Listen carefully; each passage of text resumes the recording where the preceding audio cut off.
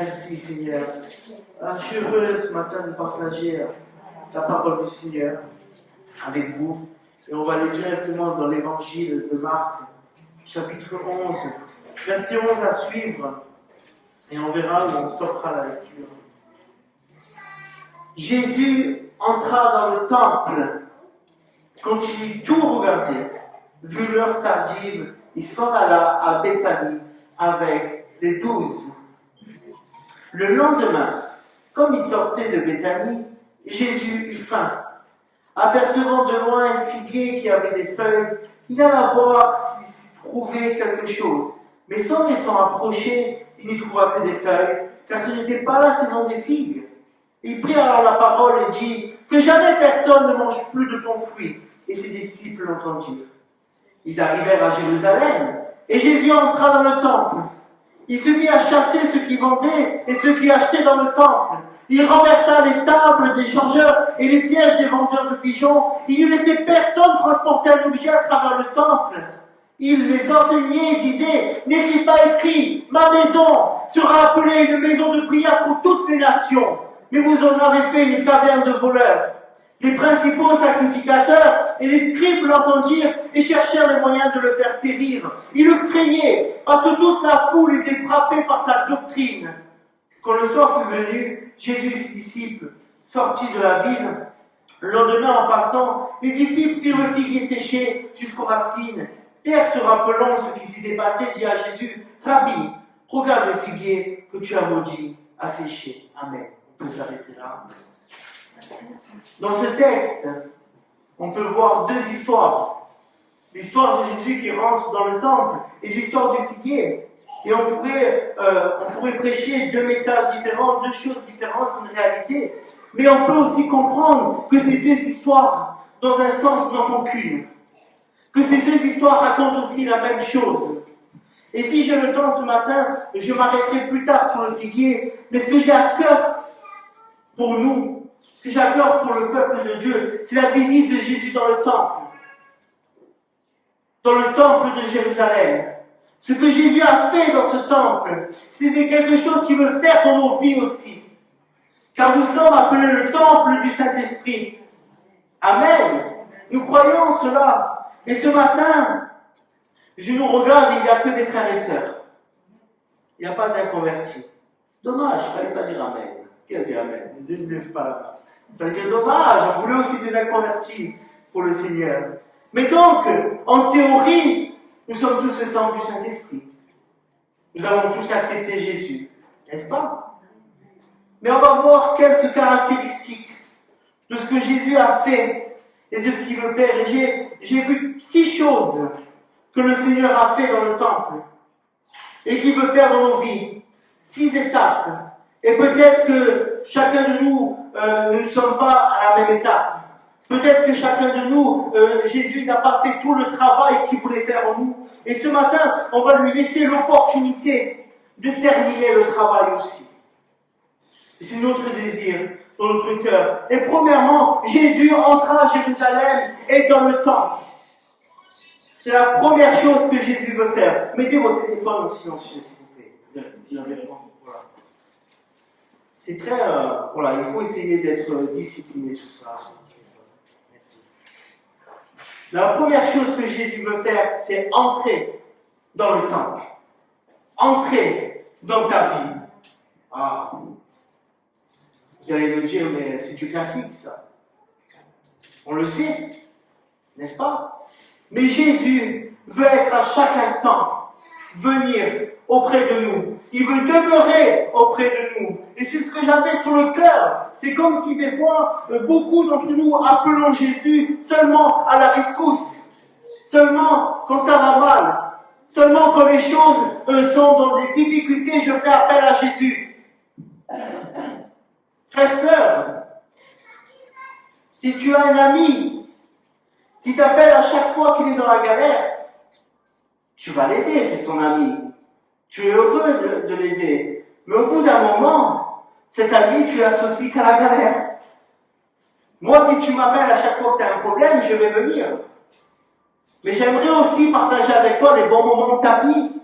J'aimerais aussi partager avec toi les moments de repas, les moments conviviaux, tes moments de joie. Jésus ne veut pas entrer seulement quand tu as un souci, ne veut pas entrer seulement quand tu as péché, quand tu as des conséquences qui sont là, quand tu as des soucis qui soient financiers, de santé, de morale, peu importe les soucis. C'est à chaque instant qu'il veut être avec toi dans ta vie.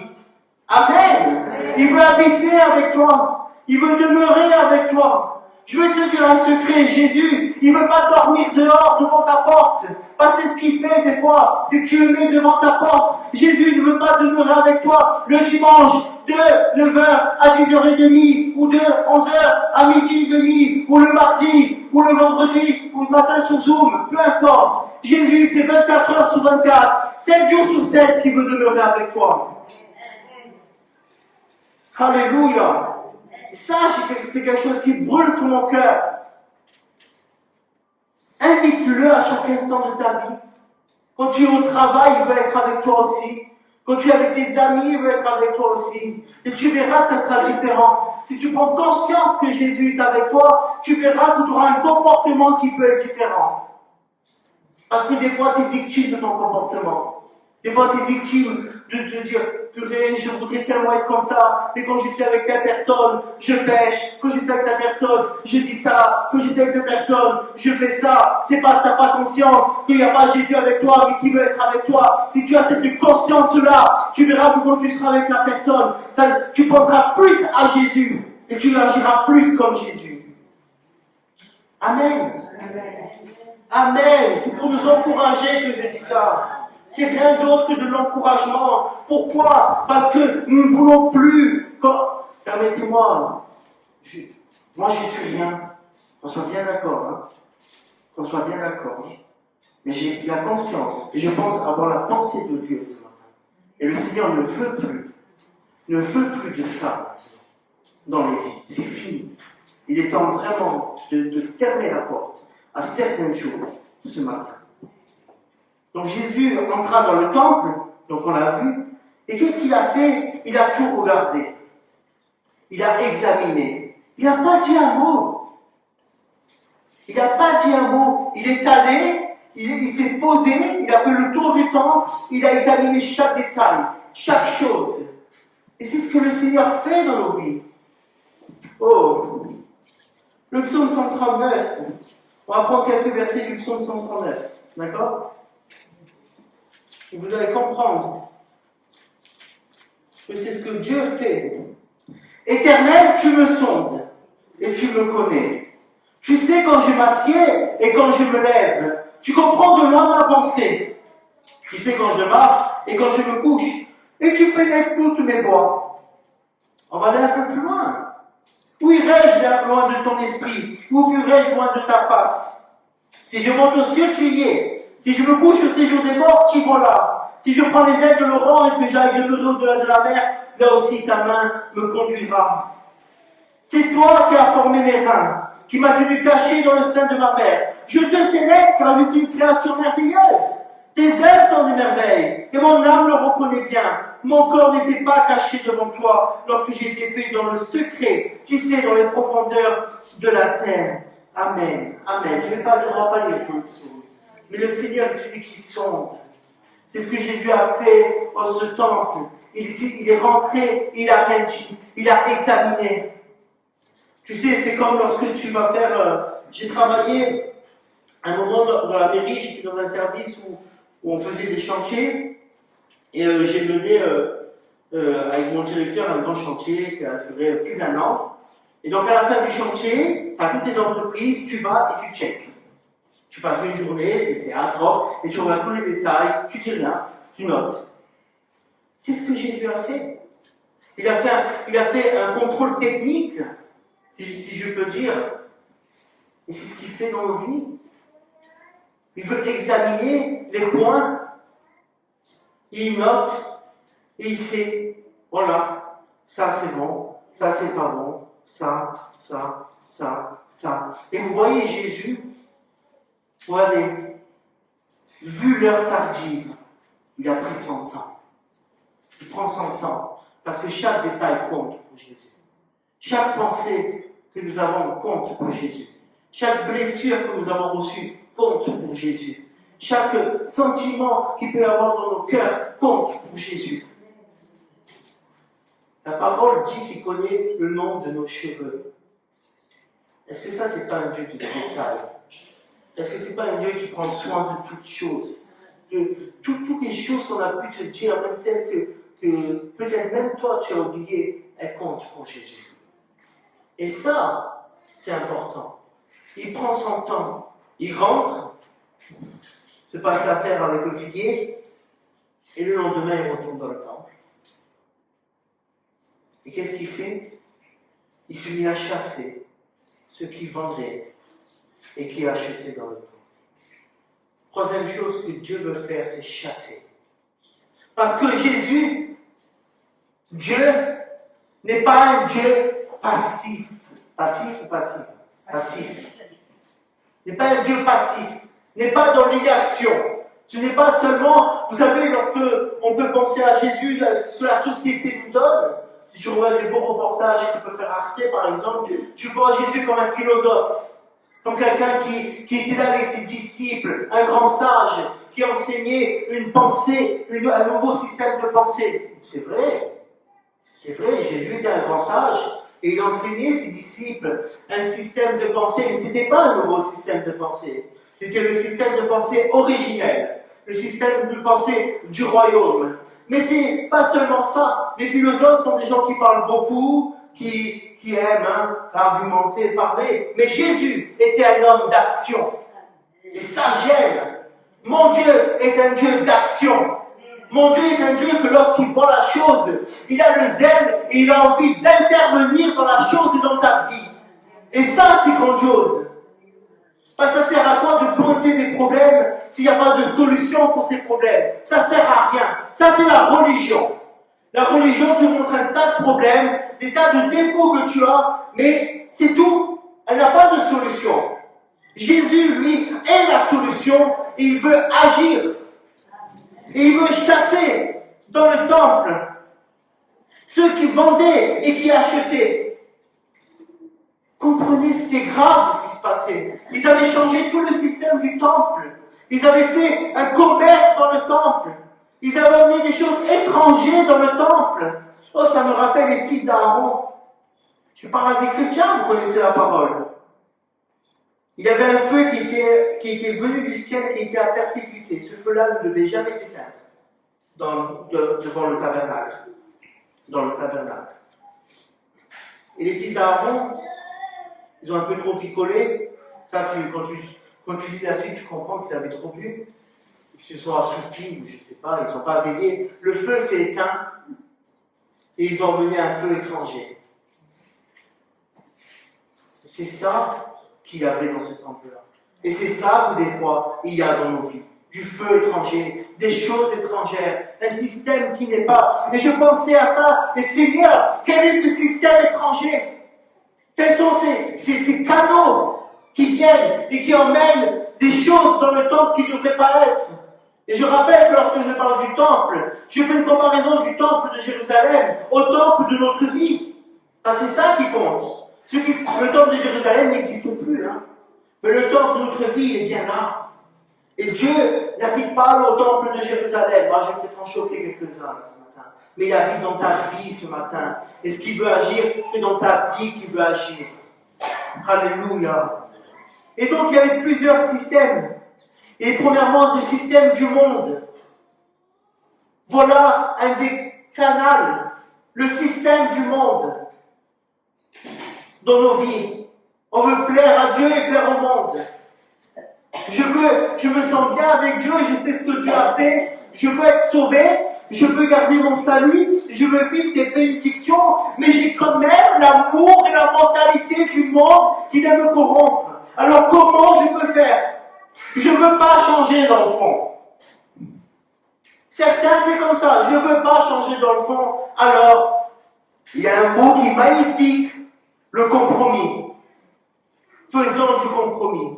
C'est ce qu'ils faisaient dans le temple, les vendeurs. Du compromis. Vous ne prenez pas la tête. Apportez vous-même votre sacrifice. t'inquiète de rien. Tu viens, tranquille, hein, tu te fais un beau voyage à Jérusalem, et moi je t'échange, hein, je te prends un peu d'argent. C'est ça, c'était un compromis. Et dans nos vies, il y a le compromis. Pas tout le temps, pas tout le monde. Je suis pas en train de jeter des pierres. Je me prêche à moi le premier. Et Jésus veut chasser le système du monde de ta vie. Veut chasser le compromis de ta vie. Vraiment. Alléluia. Est-ce que tu sais qu'on peut vivre? J'ai pensé à ça il y a quelques jours. Je me dis, Seigneur, c'est tellement dur la société. C'est tellement dur de ne pas se corrompre dans cette société. Vraiment. Et je me disais, Seigneur, comment tu peux faire? Comment on peut faire pour ne pas se corrompre? C'est impossible. Et Dieu m'a rappelé, souviens-toi Daniel et les trois. Est-ce que tu crois que la Babylone de l'époque était moins, comment dire, obscure, moins occulte que la société de nos jours? Je pense pas. La Babylonie était la pire nation de l'époque. Avec toutes choses occultes, toute la corruption. Ils ont réussi à être droits dans leurs bottes. Daniel et les trois, on oublie tout le temps les prénoms. Je suis désolé pour eux, à chaque fois on dit les amis de Daniel. Mais Meshach, Shadrach et Abednego. Mais voilà. Mais ça, c'est même pas leur nom d'origine. Ah voilà, il y en a un qui l'a dit, je ne peux pas répéter. Mais voilà, c'est pour dire que le Seigneur montre qu'on n'est pas obligé de se corrompre. Tu peux même avoir des postes à responsabilité et rester droit dans tes bottes. Au moment où il a fallu se prosterner devant la statue, ils ont dit non, on ira au feu. Au moment où il fallait arrêter de prier, Daniel a dit non, on ira à la fosse. Dieu les a honorés. Mais vous savez, dans leur tête, peu importe s'ils allaient mourir ou pas. Lorsqu'ils sont allés à la fosse, ils sont allés pour mourir. Lorsqu'ils sont allés à la fournaise. Et Daniel à la fosse, il est allé pour mourir. Peu importe, parce qu'il ne voulait pas se corrompre. Et c'est ce que Jésus, ce matin, veut faire dans nos vies aussi. C'est chasser le compromis de ta vie. Chasser le mélange de ta vie. Chasser ce qui ne vient pas de lui. Tu sais au fond de toi ce qui cloche. Tu sais ce qui ne va pas au fond de toi dans ta vie. Mais laisse Jésus agir. Il a besoin juste de ton autorisation. Mais laisse-le agir ce matin.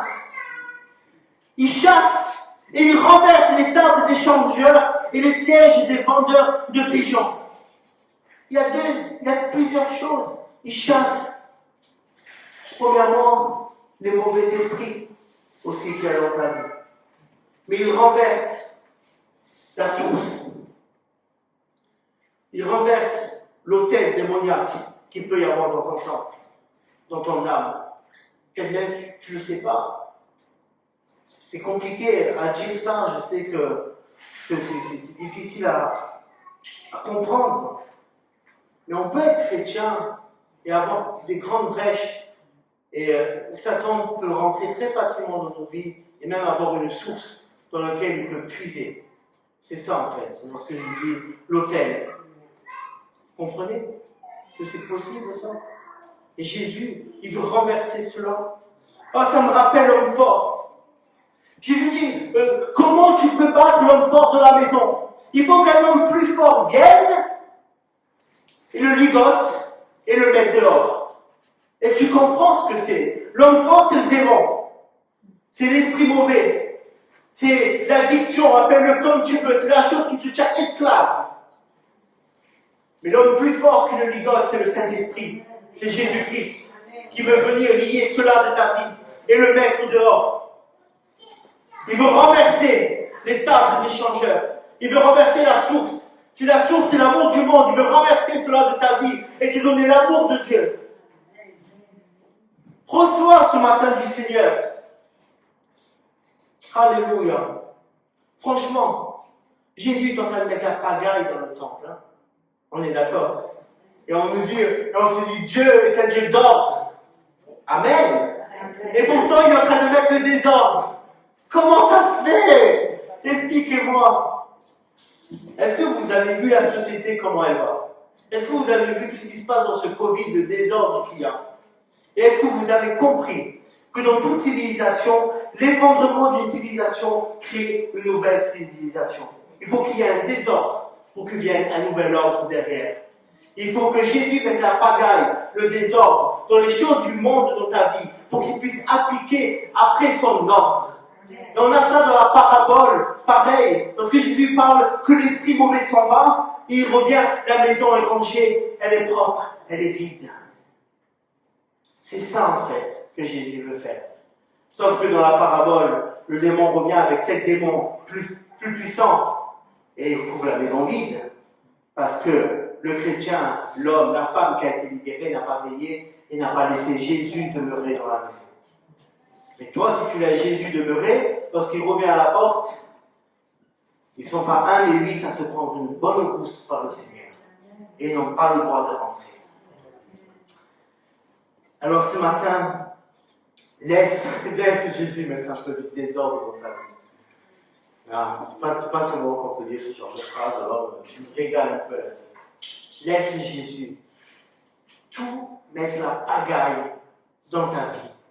Il ne laissait personne transporter un objet à travers le temple. Rien ne bougeait. Il a dit maintenant vous arrêtez de bouger les choses. Vous arrêtez maintenant de bouger les choses. Vous arrêtez de changer les choses de leur place. Et c'est bien souvent ce qui se passe. Jésus est en train de remettre toutes choses à sa place dans le temple. Dans le temple, il n'y avait pas n'importe quel objet. Il y avait des objets précis, à des endroits précis, pour un travail précis. Dieu est un Dieu de précision. Ce n'est pas un Dieu de « ok, on va se débrouiller, on va faire ça avec ça ». Non. Chaque chose a sa place. Et bien souvent, on se fait balader d'objet en objet. Alors comment je vais dire ça? Bien souvent, on se fait balader de doctrine en doctrine aussi.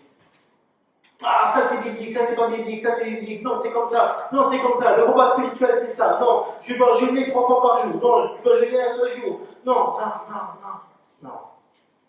Il est temps de remettre les choses à leur place et d'avoir le discernement aussi de Dieu. Le fait de transporter des objets aussi, c'est aussi comme l'image que je voudrais partager avec vous, c'est l'image du système de pensée. Vous savez, la pensée, elle est là, et elle bouge, et elle descend dans le cœur. Et dans le cœur, ou alors elle vient du cœur, elle monte là, et il y a un chemin entre notre pensée et l'état de notre cœur, et la bouche, on ressort là le résultat des deux. Le Seigneur veut renouveler notre intelligence. Il veut qu'on arrête de bouger toutes les choses, tous ces objets, qu'on prenne un peu plus au sérieux aussi la parole de Dieu. Qu'on prenne plus au sérieux la parole de Dieu. Les commandements du Seigneur. C'est important. On croit que la situation n'est pas facile, les temps sont difficiles. On s'attend tous au retour de Jésus, à un moment ou à un autre. C'est vrai. Vous attendez le retour de Jésus, rassurez-moi. Il va revenir. Amen. Et on veut être prêt pour son retour. Moi, je ne sais pas de quoi demain est fait. Et si demain il y a des temps difficiles, je veux aussi être prêt. Et être enraciné en Dieu. J'ai besoin de connaître la parole parce que imagine que demain, tu n'as plus droit, tu n'as plus accès à la parole de Dieu. Imagine ça. Des fois, je lis la Bible et je me dis, si demain j'ai plus accès à la parole, il faut quand même que je lise. Il faut qu'il me reste des choses parce que c'est ça faire des réserves. Applique-toi à l'obéissance de la parole de Dieu. Et ne te laisse plus emmener de doctrine en doctrine. Ne te laisse plus bouger facilement. Mais sois obéissant aussi. Et j'en profite d'une parenthèse à la parole de ton leader spirituel. Je sais qu'on entend beaucoup de choses. Moi, j'aime bien regarder des fois des choses sur Internet. Je n'ai pas de souci avec ça. Mais admettons cette vidéo, je la mets sur Internet. C'est bien. Ça va peut-être encourager quelqu'un. Ok, amen. Mais cette parole-là, Dieu me l'a donnée pour Bethel. Le gars qui va regarder sur Internet, tant mieux pour lui. Mais ce n'est pas spécialement pour lui. c'est pour cette église-là. Parce que je crois que Dieu est assez fort pour connaître chaque église locale parfaitement et utiliser chaque pasteur, leader, prédicateur pour parler à l'église locale. J'ai besoin de ça. On a besoin de ça. Pas besoin d'aller chercher beaucoup ailleurs. Juste appliquons-nous à ce qu'on entend. J'ai terminé. La dernière chose que Jésus faisait, c'est il les enseignait. Il veut t'enseigner. On l'a vu avec la parole, c'est ça. Être enseigné par la parole de Dieu. Osée, chapitre 4, verset 6, tout le monde le connaît. Le Seigneur dit, mon peuple périt par manque de connaissance, parce qu'il lui manque la connaissance. Le peuple était en train de périr parce qu'il lui manquait la connaissance. Mais lorsque Jésus a enseigné, les pharisiens, les religieux ont eu peur. Pourquoi? Parce qu'il lui dit, parce que la foule était frappée par sa doctrine. Parce que les gens se disaient, mais ce qu'il dit c'est vrai. Pendant des années on m'a menti. Pendant des années on m'a fait tourner en bourrique. On m'a manipulé. Et voilà ce qu'il me dit. Et ça me parle. Lorsque Jésus t'enseigne, ça crée en toi quelque chose de bon. Ça crée une envie en toi. Un désir de marcher dans l'obéissance. Un désir de le suivre. Oh, alléluia. Laisse-toi enseigner aussi. Ma maison sera appelée une maison de prière pour toutes les nations. Oh, est-ce que ça, c'est pas le résultat de l'Église? Est-ce que c'est pas l'Église? Est-ce que l'Église, est-ce que c'est la maison de Dieu ou pas aussi? Est-ce que c'est pas toutes les nations qui sont réunies? Oh, alléluia! On va terminer par la prière. On va baisser nos yeux. S'il y en a qui ont besoin que des choses soient chassées, renversées de leur vie, qui a besoin d'ordre, je t'invite de te lever à ta place. On va prier pour toi. Tu vas recevoir ce matin ce que le Seigneur veut faire dans ta vie.